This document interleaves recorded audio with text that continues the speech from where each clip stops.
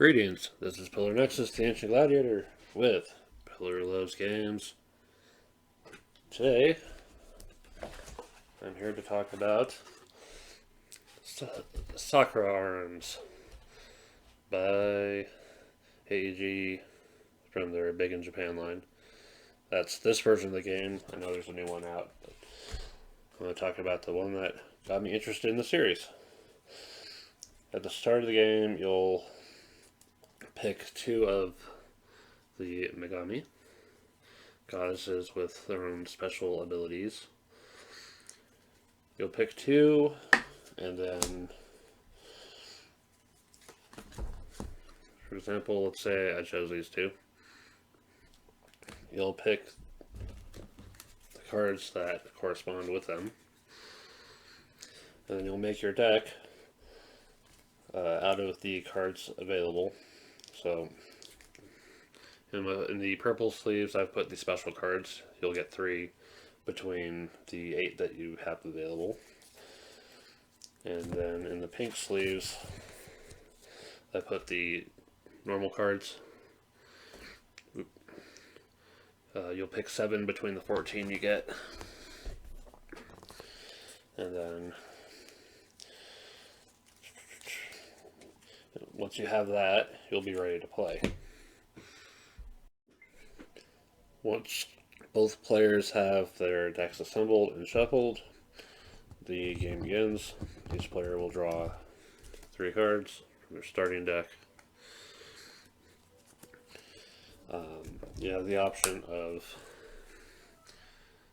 taking any number of them and putting them on the bottom and redrawing. The player going first starts with 0 vigor, and the player going second starts with 1. So, except for the first turn of the game, that'll be the beginning step, where the player will gain vigor. Any enhancements that are out will lose an aura to shadow, regardless of what side they're on. Optional, reshuffle your discards and played cards. So discards will be face down, and then played cards will be face up. You can give up 1 life to flare to reshuffle. But then you have to draw 2 cards, and for everyone you can't take from their deck, you'll lose an aura or life. Lost life always goes to flare, lost aura always goes to shadow. And then actually taking the turn, you can either do normal actions, which include playing cards from your hand, or the basic actions, which are shown on the bigger card, and also the 4 main arrows out here. There's going forwards, going backwards, taking aura by taking a token that's in shadow, or moving an aura to flare. For every basic action you want to do, it costs you vigor, or you can just discard a card from hand. The alternative to doing normal and basic actions is to do a throughout card. You'll know it because of the yellow diamond. If you do that, that is the only thing you can do on your turn. After you've done everything that you want to do, you discard down to 2, and then your opponent takes their turn. Other things that can happen on your turn are using special cards. First, you have to have the flare shown in the cost of the card itself, and then you just do what it says. Some of them will be actions, some will be attacks, some will be enhancements. Enhancements are another thing. You will know what they are because they'll have the green diamond. And in order to use them, there has to be tokens on shadow and or tokens on your aura to put onto the card. And let's say the distance has been closed quite a bit, and there's, aura has been shuffled around and all that. So thankfully there's enough to take those 5 and put them onto the card, which will then have its effects until it runs out. Again, every player turn is going to take 1 from the aura and put it back to shadow. Shadow and distance are the only common pools for the tokens.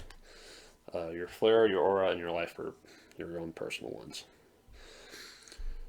Eventually, the game will come to an end. One of the things I like about it is that you can't drag it out for too long, unless you're playing really cheesy stuff. But even then it works out. I should probably go over attacks too. So you'll notice that the red diamond represents attack cards.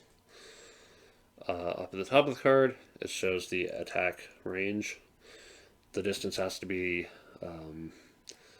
anywhere from the absolute minimum to the absolute maximum on the card itself. So 4 to 10. So currently it's at 5. So you can play this attack card and it affects my opponent. So at the bottom are 2 numbers, the 2 and the 1. So on the left side of the slash, that's how much aura they would have to resist it. So she does. So that goes to shadow and takes no damage. But let's say they have no aura. So it'll go to the number on the right, which is life. Now, it is entirely possible that, despite having the aura, you choose to take the damage anyway. It's kind of risky, but if you have a particular card in your specials that you want to make use of, it might work out. But once life hits 0, it's game over. So what all do I like about Sakura Arms? One is, I love there's all the different possibilities. There's 7 Megami. There's a ton of different ways to combine them together. I have 2 sets of this game. So one of the options I have if I'm choosing to run this with people is there's the potential for half mirror or full mirror matches, and then both players might end up with similar or wildly different decks.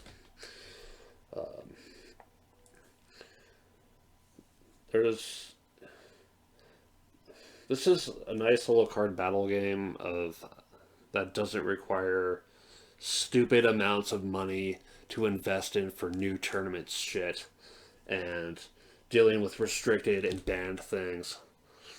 This is the game that makes me never want to touch any other collectible card game ever again. Unfortunately, I need people to play with. I have a hard time getting this game on the table precisely because it's only for 2 players. And I may have to wait till next year, but I won't change that. So, about this edition of the game, this is from AEG. Again, says right there in the corner. So, for a while, the license kind of lapsed. I had to find a second copy, kind of used. And it's I really want to get more people to play. And then I got to see some really happy news, after buying my second copy by going out of my way. Level 99 Games has apparently picked up the license. They have three box sets of all the characters, 6 characters per box.